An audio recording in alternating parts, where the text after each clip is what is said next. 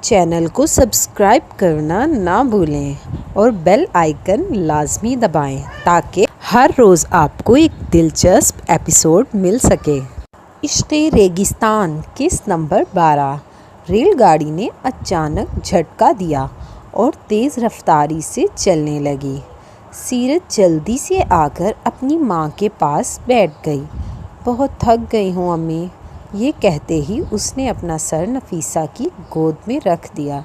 نفیسہ نے نرمی سے اس کے بالوں میں ہاتھ پھیرا۔ کیا بات ہے سیرت، کیوں اتنی اداس ہو؟ اگر اس رشتے کی وجہ سے؟ سیرت نے فوراً بات کاٹی۔ نہیں امی، علی کو میں جانتی ہوں، وہ ایک اچھا لڑکا ہے، مجھے اس رشتے سے کوئی اعتراض نہیں۔ قریب بیٹھا ایک انجان شخص خاموشی سے سیرت کے کنگنوں کو گھور رہا تھا۔ نفیسہ نے فوراً اپنا دوپٹہ اس کی باہوں پر ڈال دیا۔ ریل کے شور میں سیرت آہستہ آہستہ بولتے بولتے سو گئی۔ اگلی صبح سیرت نے آنکھیں کھولیں تو فوراً چونک گئی۔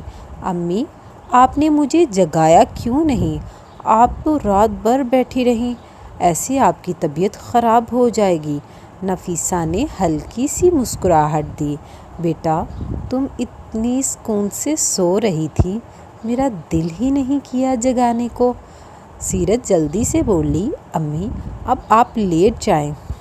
نفیسہ سیرت سے کہنے لگی، پہلے ناشتہ کر لیتے ہیں، یہ لاہور اسٹیشن آ چکا ہے، پھر مجھے اپنی دوا بھی لینی ہے۔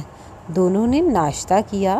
سیرت نے دوا نکالی اور اپنی امی کو دی۔ وہ دوا کھانے کے بعد لیٹ گئی۔ چند لمحوں بعد سیرت نے اپنا موبائل اٹھایا۔ علی کے کئی پیغامات بھرے میسیجز پڑے تھے۔ اس نے بوتل اٹھائی پانی پینے کے لیے، لیکن بوتل تو خالی تھی۔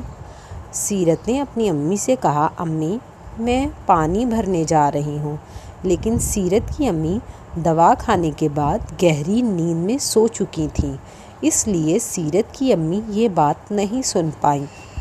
ریل گاڑی رکی ہوئی تھی۔